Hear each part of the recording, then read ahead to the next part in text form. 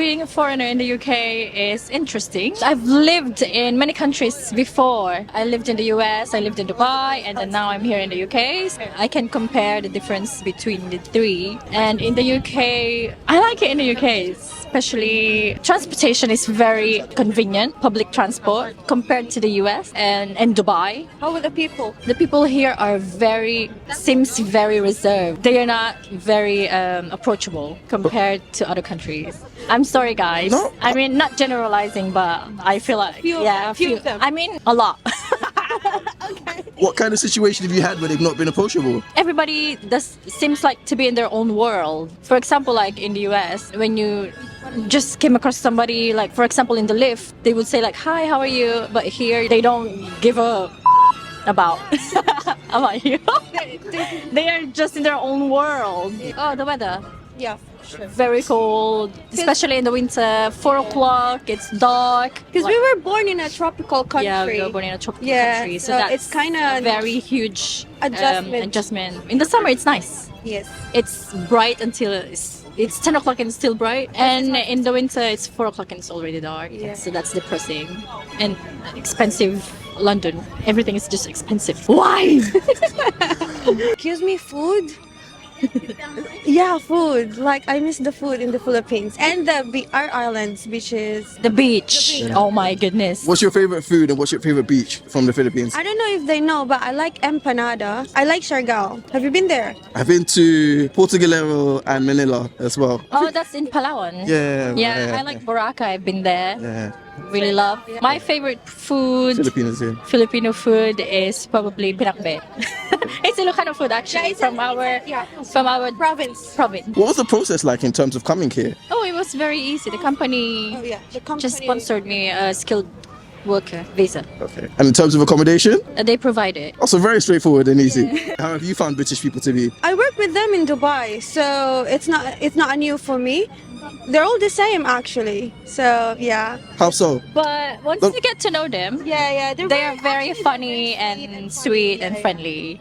Once you get to know them, but those who you don't know, probably like those strangers, Yeah, like you just strangers. come across by Yeah, you just outside. come across. Yeah. Okay. like passing by somewhere. Yeah, but like a few of them, I'm gonna contradict what you just said because Okay. like a few of them is actually very sweet. Like they say sorry when they like bump into you. But in Dubai, Usually in the UK. But in Dubai, they don't like say sorry. They just like pass by you. I've just seen a lot of garbages. Like I just think that people throw their stuff. Like Oh, especially the underground. yeah, Like And there's just Can I trash say, everywhere. they pee on the sidewalk. Oh, you've seen it? No, I've smelled. Smell.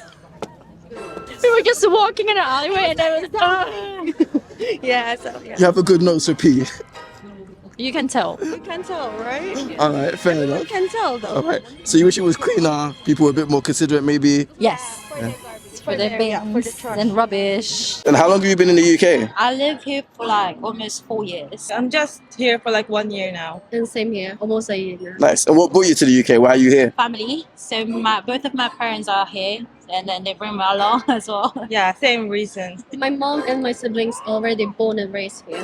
So what's been your biggest regret since coming to the UK or in the UK? I think my biggest regret is socializing because as someone who is working and studying at the same time, it's hard for me to socialize. But I'm grateful though that I met these two people and also the differences about the social culture. In the Philippines, we're all like very friendly, we're all like talkative, like even the neighbors were all like, okay, can I borrow here and there? But here, for some reason, they're all like, mind your own business mindset. Hello, madam. I want to give you some free cash. No catch?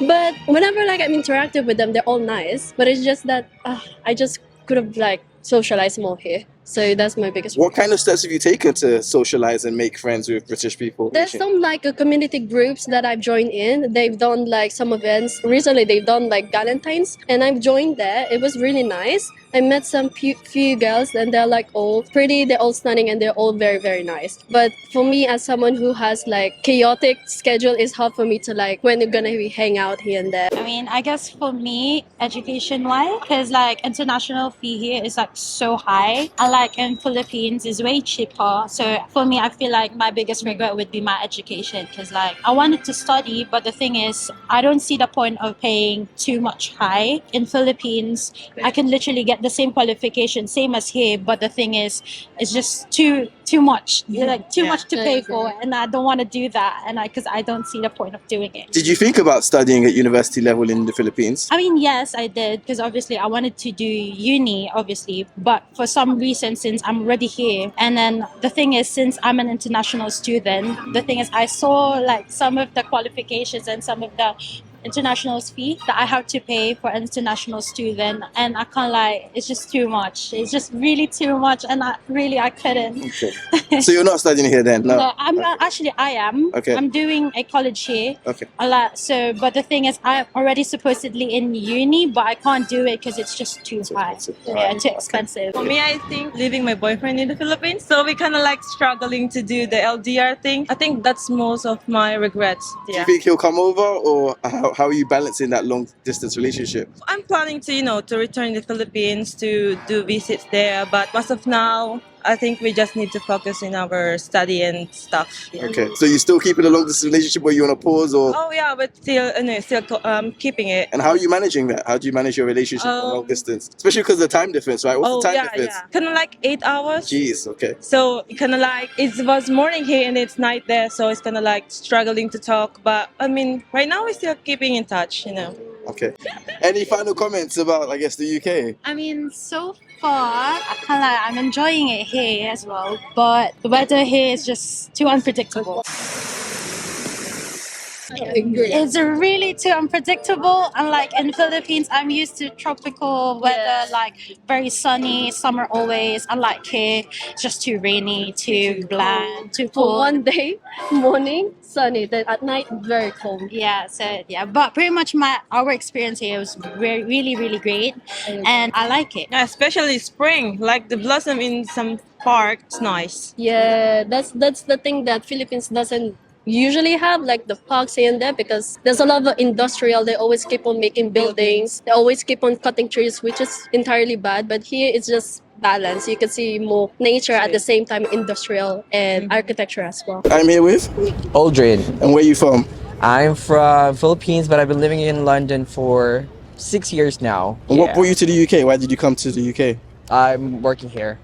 What do you do? I'm a nurse. Okay, fantastic. Yeah. Thank you for your contributions to the NHS. You're welcome. And how has the UK changed you as a person? It's my first time working in overseas, so it was a big change. I came here during pandemic time, so it was like crazy. It was a crazy experience, and everything is new. It's pretty different from my country, from where I'm from, but it took a couple of years, but I feel like I'm well adjusted now. And it changed me as a person. I become more independent. I become more open to new things, open to try new things, and a lot of opportunities to like see things around outside the UK and going travel around Europe. So that definitely changed me as a person. I'm definitely more ready to like go to other places, or if ever I decide to do that one day, I'll be able to do that easily now because I've been living here for a while. And do you think there was anything unique about the experience in the UK that I guess contributed to that change compared to going anywhere else? Number one, the healthcare system. I mean, a lot of people do complain, and I can't blame them about NHS, but I guess it's one thing that sets the country apart from other country because other countries don't have that. That's definitely one thing, one of the big difference. And were you working as a nurse in the NHS during the pandemic? I was, yeah. Tell us about that experience, because that's got to be, well, I guess in a lot of ways life-changing for you to see everything that was taking place there. What were some of the things that you saw that you think is important for the general public to know about how things were as a nurse or healthcare professional in that time? Oh, it was mad. It was a mad experience. I mean, I remember telling myself, like, I only see this in movies. Like, I remember one time I was walking on my way to work, and it was like a totally dead, like I'm the only one walking around the area. So that felt really bizarre, like in the movies. But it was crazy times. I took care of a lot of patients. It was really heavy. A lot of people might not know, but nurses went through a lot during the pandemic time. This might sound really controversial, but we appreciate the clap, but we need more than the clap, guys. Just, we need a salary update. and the wages for sure. I could completely understand Yeah. that. Yeah, and we appreciate. I definitely appreciate all the you. work of the NHS professionals. In terms of how patients were with COVID, and I guess with you as well, did you catch COVID during that time? How did you manage yourself and your own health in that period of time? I did catch COVID. I think I was part of the first wave who experienced that. And it was crazy because people don't know what to do or what to expect. I thought I was dying. I thought that it's going to be the end of my life, but I got through it. I probably had the COVID like 3 times because we're very exposed. And patient-wise, I mean, I was working in a very high dependency unit. So a lot of people are dying.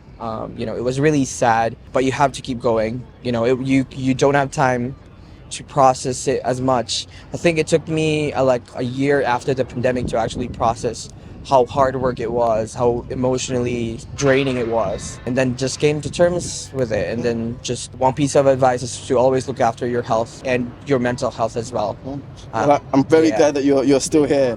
Yeah, I am too. Yeah. And I guess you talked about it, but all of that mental strain, what kind of support was there for you and for the other NHS workers during that point in time to deal with that, seeing people dying day in, day out? I mean, that's got to be beyond traumatic. It is beyond traumatic, and the fact that a lot of workers are sent home because they're vulnerable and they have like an existing illness, it makes it a lot more harder because we didn't have much. I'm not saying we didn't have much support, but we did have to go through it by ourselves and just push through it.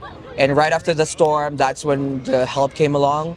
Like we had some support with our mental groups in the hospital. You know, a lot of initiatives were done, but during that time when it was happening, it wasn't an option. So you have to like brave through it. Like you need to just go through it. And if you can talk about this, how was it in terms of, I guess, staff turnover or just staff staying or being able to manage through that? Obviously you persevered and you were able to manage and overcome, but how was it for other people? I've known a lot of people who lost their lives. A lot of nurses lost their lives when it was happening.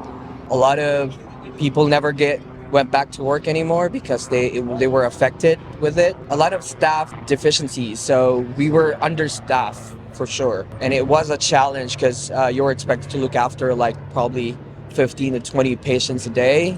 And it was crazy, but you can't do anything because you have a job, you have a responsibility, you owe to look after people and to like be there for them. So staffing was like really quick. I think it's still an existing problem at this point, but I'm pretty sure the government's doing a lot of initiatives to actually make up for it. So we'll see what happens, really. But I'm really hoping for the best. So am I. Yeah. And again, thank you to everyone who contributed during that time and to those who lost their lives. Like we thank you for everything that you did, and we hope that your memory continues to live on and be a blessed thing for you and your loved ones.